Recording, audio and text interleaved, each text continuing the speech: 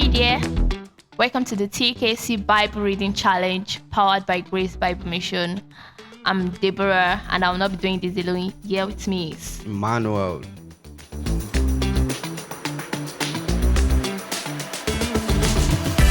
So Emmanuel, how have your day been? My day has been fine. Thank Yes. you.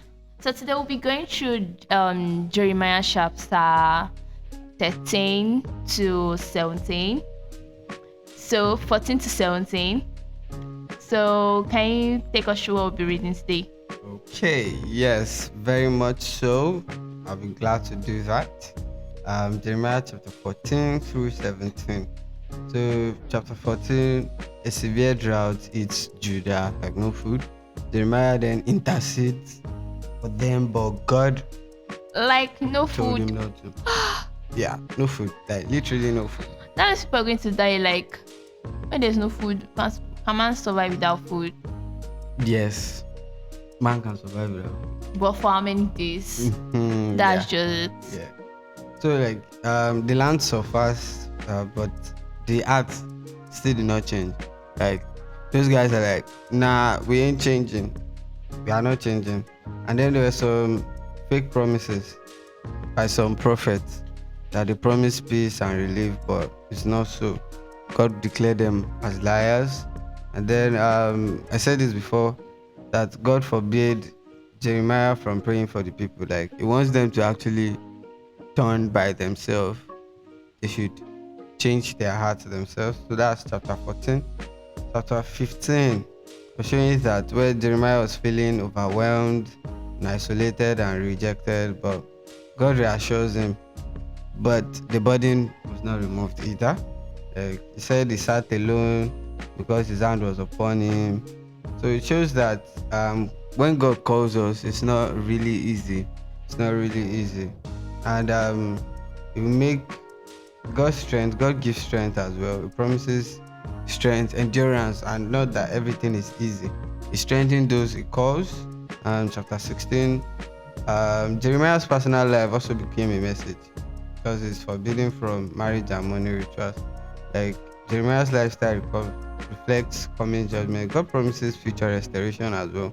Like he's going to bring back their land, like he said in verse 15. So for someone like Jeremiah, that his entire life changed because God called him. So it shows that obedience to God, change one's entire lifestyle. honestly, it changes your plans and whatever you decide to do by yourself. And one thing is it has the best results. Yeah, eventually. But how will you tell me not to marry? Well, God knows best. Yes, maybe like the lady could probably make him miss his road or something. Yeah, and the last chapter, like just running through, that God contrasts trust in a man with trust in the Lord, and it shows that cost is the man who trusts in man. Cost is the man who trusts in man. So don't trust in that rich uncle That or that promise, nice auntie. that promise to pay for your wife. Oh, or that promise to take you abroad, Yeah, study your tertiary education. yeah, Continue your let me tertiary share the education. story. I was in secondary school. Yes, this time I was in secondary school. Then I really wanted a new phone. Like I wanted a phone so that I could speak with my friends online. Like just discuss.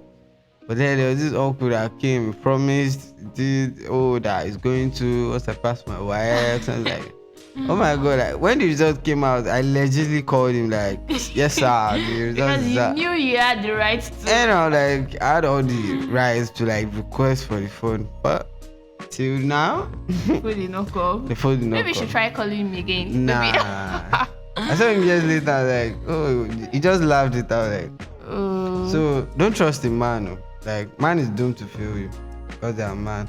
So that's why I said, cause is the man who trusts in man, but blessed is the man who trusts in the Lord. Yeah, but how do you think we can trust God without failing our own parts? Sorry, can you take that again? How do you think we can trust God without feeling our own part? For example, a student that ought to prepare for exams and probably is tired and it's like, I trust God, I trust God. Ah, no. But the student is tired. What do you expect her or him to do? You start up to read. Like, you put in your own work. Like, I know I'm not talking about faith, like, but faith without work is dead. That's what the Bible says. So you need to like apply your own part also. Like, you do your own part, and then you leave the rest for God. So it's not like, oh, you just sit down, legs crossed on the table, like, I got God. God got me. Like, you know those times that they say, God's baby, and God's got me.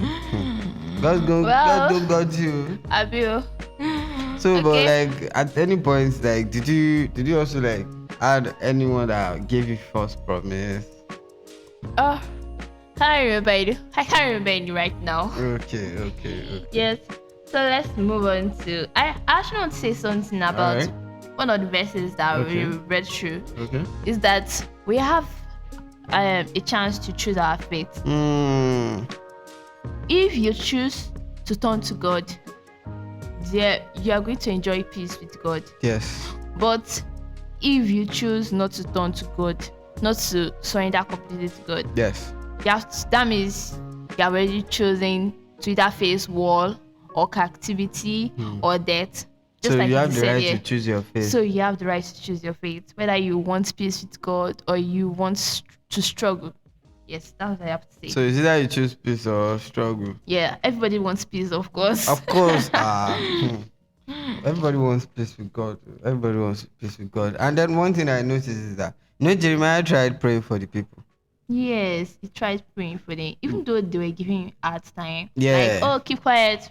We have had enough of your stories. Right. Like, But he still prayed for them. yes, but just like you said, That means it must be spirit filled, because it's not easy praying for someone like you don't like, that you're correcting and it's not even taken to correction. that's true. But like you said, that It's spirit filled. yes, it's spirit filled. It's spirit filled. And you said something that we need to choose our faith. Yes. So like him trying to intercede for them is not really going to change things. Even though God does not like destroy them, it still does not change the attitude they have. It still does not change their mode of thinking. It still does not change their way of life.